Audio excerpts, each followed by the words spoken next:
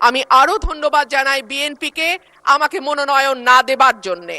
আমাকে মনোনয়ন না দেওয়ার কারণেই আমি বুঝতে পেরেছি বাংলাদেশের টেকনাফ থেকে তেঁতুলিয়া কত লক্ষ মানুষের ভালোবাসা, দোয়া, সহযোগিতা আমার পাশে ছিল।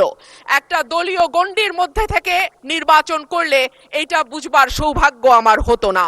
দক্ষিণ এশিয়ার দেশগুলোর দিকে তাকালে দেখা যায় কেন্দ্রীয় ব্যাংকে প্রিন্সটন বা ক্যালিফোর্নিয়া থেকে পিএইচডি করা উচ্চ ডিগ্রিধারী মানুষজন, অভিজ্ঞতা সম্পন্ন লোকজন নিয়োগ পেয়েছেন।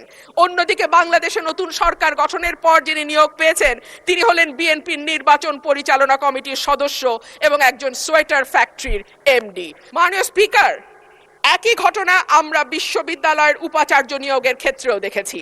সবগুলো বিশ্ববিদ্যালয়ে দলীয় ভিসি, প্রভিসি নিয়োগ দেওয়া হয়েছে। দল করা দূষণীয় কিছু নয়, কিন্তু দল না করলে যদি নিয়োগ না হয় সেটা দুর্ভাগ্যজনক। মাননীয় স্পিকার, আমি গভীর শ্রদ্ধার সঙ্গে স্মরণ করি দেশনেত্রী, তিনবারের সাবেক প্রধানমন্ত্রী বেগম খালেদা জিয়াকে, যিনি আমাকে স্নেহ দিয়ে রাজনীতিতে এনেছিলেন এবং আমি বিশ্বাস করি তার অপূর্ণতা এই সংসদে কোনো দিন পূরণ হবে না। মাননীয় স্পিকার, হাজার মানুষের আত্মত্যাগ, তার ফসল হচ্ছে আজকের এই সংসদ। এই মানুষগুলো কারা যাদের আত্মত্যাগের বিনিময়ে আমরা আজকে কেউ মন্ত্রী, কেউ এমপি, কেউ সরকারি দল, কেউ বিরোধী দল হয়ে এসে সংসদে বসেছি? মাননীয় স্পিকার, তাদের স্বপ্ন কি ছিল? তারা জানতো তাদের এই আত্মত্যাগের বিনিময়ে তারা কিন্তু কেউ মন্ত্রী হবে না, এমপিও হবে না। তারা ছিল সাধারণ মানুষ, একেবারে খেটে খাওয়া সাধারণ জনগণ বাংলাদেশের।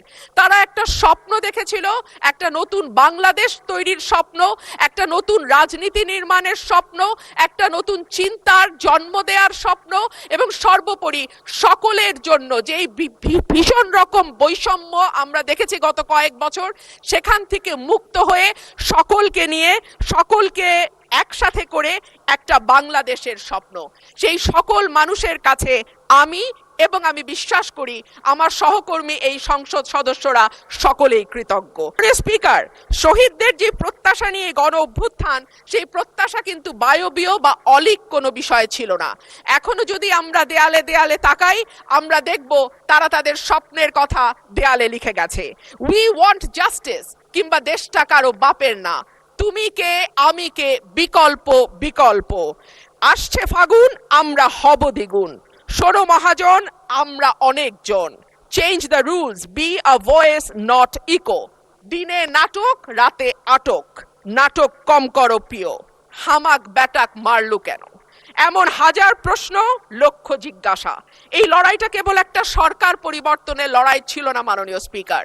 যেই কথাটি আমি বলেছি, একটা স্বপ্ন, একটা নতুন বাংলাদেশ, সকলকে নিয়ে সকলের বাংলাদেশ গঠন করবার একটা স্বপ্ন নিয়ে এই গণ অভ্যুত্থান হয়েছিল। মাননীয় স্পিকার, আমরা স্বপ্ন দেখেছিলাম ধর্ম, বর্ণ, জাতিগোষ্ঠী বা লৈঙ্গিক পরিচয়ের ভিত্তিতে কাউকে অপর বা আদার করে দেয়া হবে না। মাননীয় স্পিকার, আমি খুব বিনয়ের সাথে বলি, এই আন্দোলনের সম্মুখ সারিতে ছিলেন নারীরা। এক ঝাঁক নতুন প্রজন্মের তরুণ মুখ আমরা পেয়েছিলাম।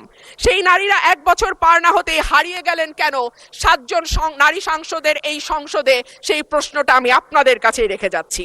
মিছিলের সামনের সারিতে নারীর প্রয়োজন হয়, পুলিশের টিয়ার শেল, লাঠিচার্জের সামনে নারী ঢাল হয়ে দাঁড়ায়।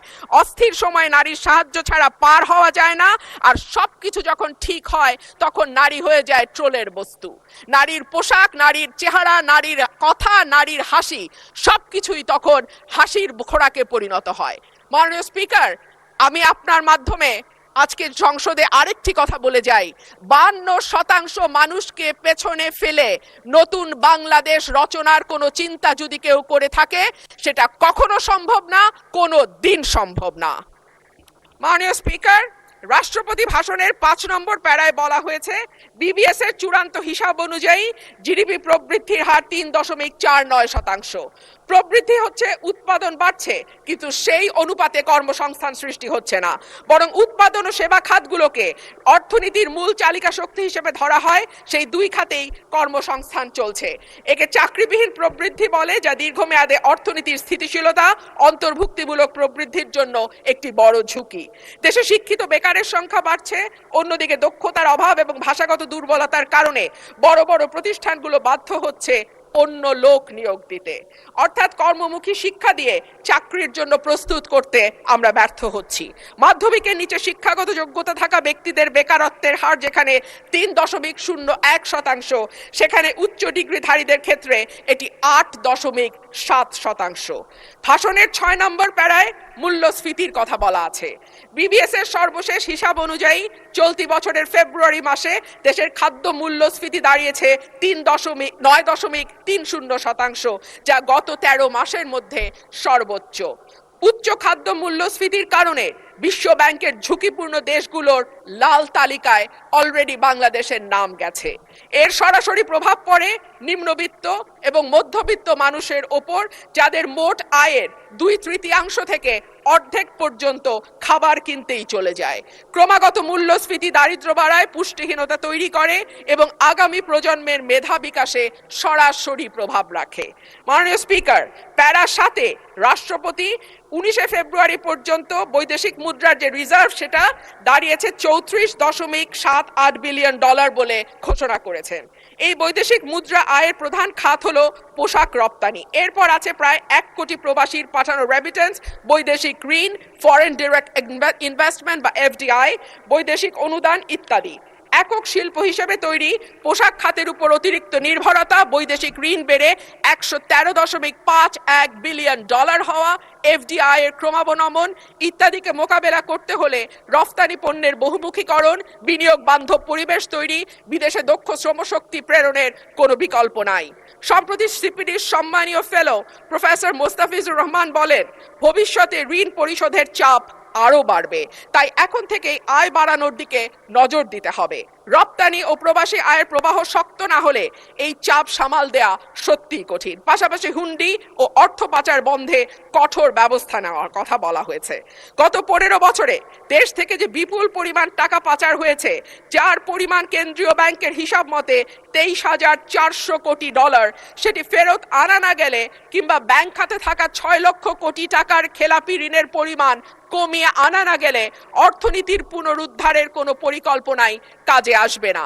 পাচারকৃত টাকার 75% যায় ওভার অ্যান্ড আন্ডার ইনভয়েসিং এর মাধ্যমে। গত 10 বছরে এই ওভার অ্যান্ড আন্ডার ইনভয়েসিং এর মাধ্যমে পাচার হয়েছে $68 বিলিয়ন। সুতরাং এই মিথ্যা ইনভয়েসিং বন্ধ করা না গেলে টাকা পাচারও বন্ধ সম্ভব নয়। মাননীয় স্পিকার, রাষ্ট্রপতি তার ভাষণে বাংলাদেশ ব্যাংক রাষ্ট্রায়ত্ত ও বেসরকারি ব্যাংক, বীমা, আর্থিক প্রতিষ্ঠান ও পুঁজি বাজারের সঙ্গে সমন্বয়ের মাধ্যমে সার্বিক তদারকি, উন্নতকরণ, আমানতকারীদের সুরক্ষা নিশ্চিত, খেলাপি ঋণ হ্রাসে গুরুত্ব দেওয়ার কথা বলেছেন। যে কোনো দেশে কেন্দ্রীয় ব্যাংক হলো আর্থিক প্রতিষ্ঠানের নিয়ন্ত্রক সংস্থা, এটি সরকারের ব্যাংক হিসেবে কাজ করে। দক্ষিণ এশিয়ার দেশগুলোর দিকে তাকালে দেখা যায় কেন্দ্রীয় ব্যাংকে প্রিন্সটন বা ক্যালিফোর্নিয়া থেকে পিএইচডি করা উচ্চ ডিগ্রিধারী মানুষজন, অভিজ্ঞতা সম্পন্ন লোকজন নিয়োগ পেয়েছেন। অন্যদিকে বাংলাদেশে নতুন সরকার গঠনের পর যিনি নিয়োগ পেয়েছেন তিনি হলেন বিএনপির নির্বাচন পরিচালনা কমিটির সদস্য এবং একজন সোয়েটার ফ্যাক্টরির এমডি। মাননীয় স্পিকার, আমি আপনাকে অনুরোধ করব আমার সময় 2 মিনিট বাড়িয়ে দিতে। মাননীয় স্পিকার, একই ঘটনা আমরা বিশ্ববিদ্যালয়ের উপাচার্য নিয়োগের ক্ষেত্রেও দেখেছি। সবগুলো বিশ্ববিদ্যালয়ে দলীয় ভিসি, প্রভিসি নিয়োগ দেওয়া হয়েছে। দল করা দূষণীয় কিছু নয়, কিন্তু দল না করলে যদি নিয়োগ না হয় সেটা দুর্ভাগ্যজনক।